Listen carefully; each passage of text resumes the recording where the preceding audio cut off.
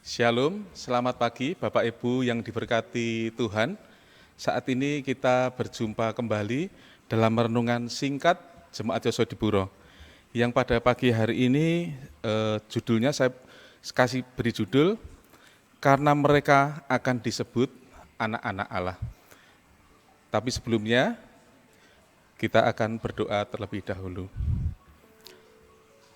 Bapa yang penuh kasih yang bertata di dalam kerajaan surga, kami mengucap syukur dan berterima kasih ya Tuhan untuk setiap penyertaan kebaikan yang masih Tuhan berikan bagi kami, sehingga pada pagi hari ini kami akan sedikit belajar akan firman Tuhan. Berkatilah hamba-Mu ini ya Tuhan, karena kami mohon dan berdoa di dalam nama-Mu, Tuhan Yesus Kristus yang telah menjadi Tuhan dan Juru Selamat kami. Amin.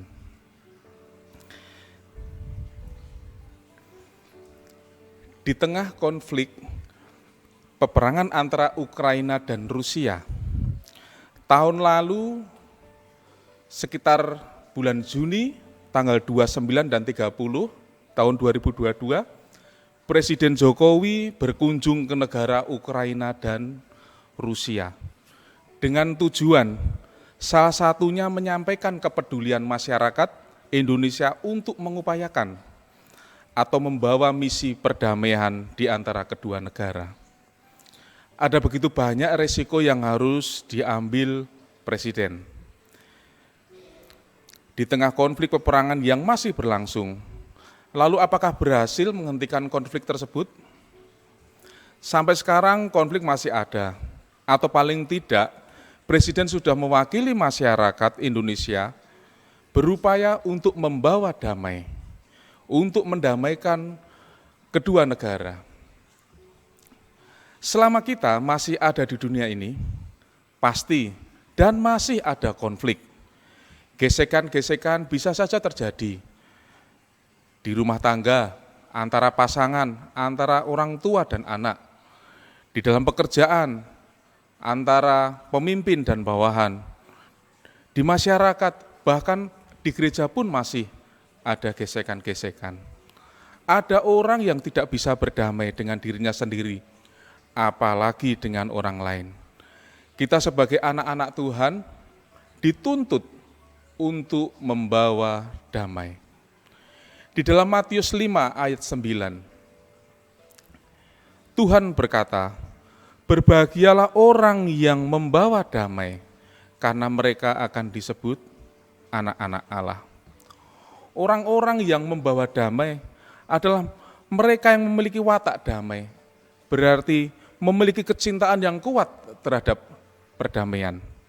Lebih tepatnya orang-orang yang mengusahakan damai, mengusahakan hubungan yang baik dan benar, karena mereka akan disebut anak-anak Allah. Ini salah satu ciri anak Allah membawa damai. Dan ciri orang pembawa damai, kita bisa melihat kehidupannya penuh kasih, sabar, rendah hati, murah hati, tidak mudah emosi, tidak pemarah, suka mengampuni. Akan tetapi lawan dari mengusahakan damai adalah mengadu domba, memecah belah, dan memfitnah satu dengan yang lain. Dalam buku bacaan khotbah di atas bukit, saya mengutip sedikit di situ, ada tulisannya berbunyi, roh kedamaian adalah bukti dari hubungan mereka dengan surga. Rasa manis dari Kristus mengelilingi mereka, keharuman hidup, keindahan tabiat menyatakan fakta ke dunia bahwa mereka adalah anak-anak Allah. Mari saudara, ciptakan, upayakan membawa damai di tempat saudara dan saya berada. Layanilah orang-orang di sekitar kita dengan hati dan jiwa yang damai. Orang yang membawa damai cenderung mengutamakan kepentingan orang lain ketimbang kepentingan diri sendiri. Orang yang membawa damai harus berani mengambil keputusan dalam situasi apapun. Walaupun kita merasa tidak enak, kita harus tetap membawa perdamaian. Pertanyaannya, apakah saudara dan saya sudah membawa damai? Kiranya renungan yang singkat ini boleh menjadi peringatan, menjadi nasihat bagi saudara dan saya, dan Tuhan Yesus memberkati. Amin.